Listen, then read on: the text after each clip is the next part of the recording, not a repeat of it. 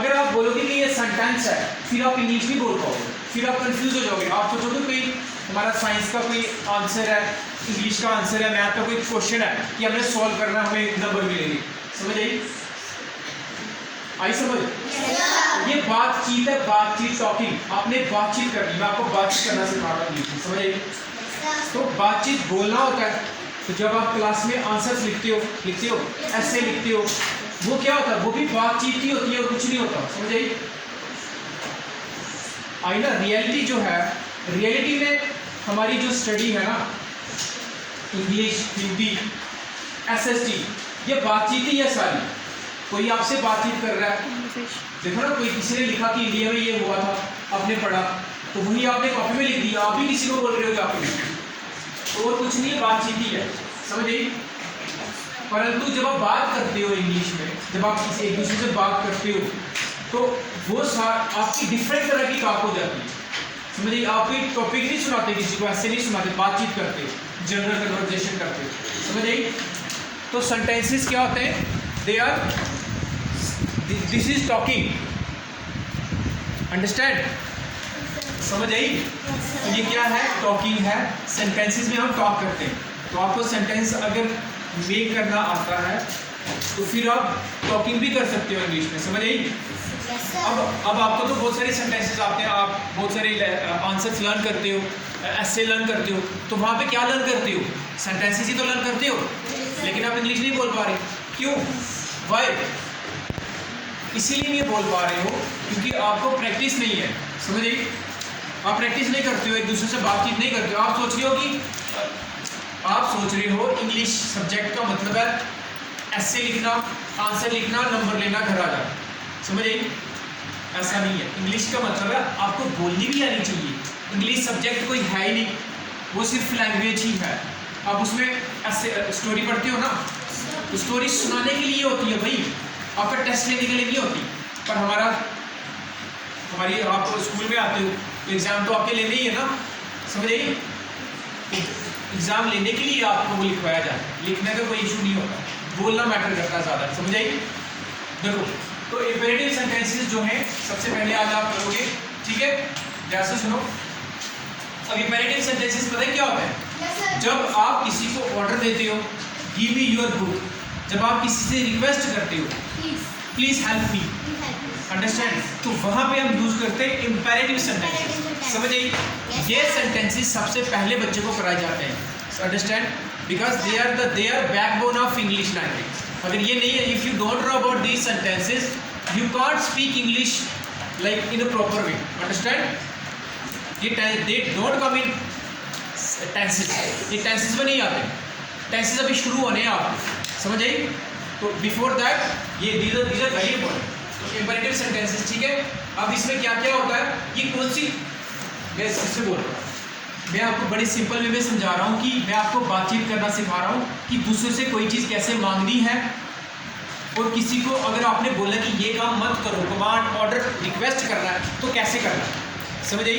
इसको सिर्फ ये थोड़ा सा याद रखो, इंपेरेटिव सेंटेंस इसको याद रखो, ऑर्डर एंड रिक्वेस्ट। क्या है ये?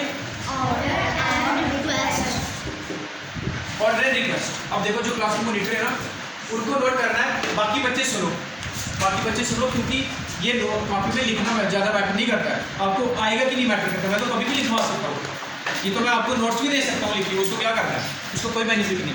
समझ आई? तो मैं तो अपनी बुक पब्लिश करके आपको दे सकता हूँ, लेकिन उसको बेनिफिट ले लो आप, उससे कोई फ़ायदा नहीं होगा। मार्केट में कितनी सारी बुक्स मिलती हैं स्पोकन इंग्लिश की, 1000 रुपये की, 2000 रुपये की, कुछ नहीं होता उससे। समझ आई? Nothing happens from that. Study as much you want to study, but you will not get any benefit. So practice matters. Understand? So order, request. आगे समझ। One thing is also there, invitation. Invitation क्या होता है? अगर आपने किसी को invitation देना है, अपने अंकल की शादी में आने के लिए, अपने बर्थडे पे बुलाना है किसी को, तब भी ये यूज हो। समझ आई? ऑर्डर, रिक्वेस्ट, इन्विटेशन, बस 3 जगहों पे यूज होता है। आगे समझ? ठीक है? Leave the advice. ठीक है?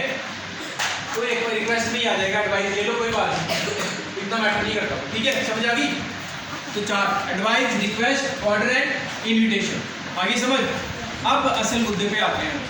दैट्स अब ये बनते कैसे हैं सेंटेंस, ध्यान से सुनो। मैंने आपको 3 फॉर्म्स ऑफ वर्ब कराए थे। 15 आपने थर्ड क्लास में किए थे, 15 मेरे से किए, कितने हो गए? जोर से बोलो, मैथ नहीं आता। 30 होते हैं ना। अब वो 30 आपने यहाँ पे यूज करने हैं, समझ आई?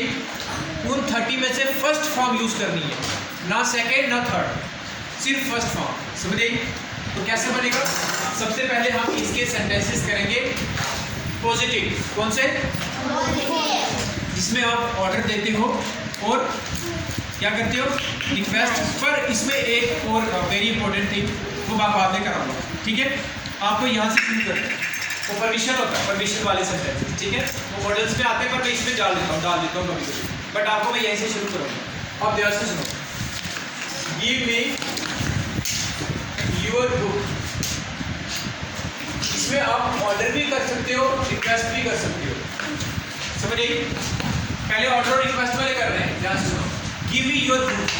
गिव क्या है? What is give? First form. Give क्या है? First form. अच्छा, उसके बाद ये आगे सारा जो है ये क्या है? What is this? First form plus what is this? इसको क्या बोलोगे आप?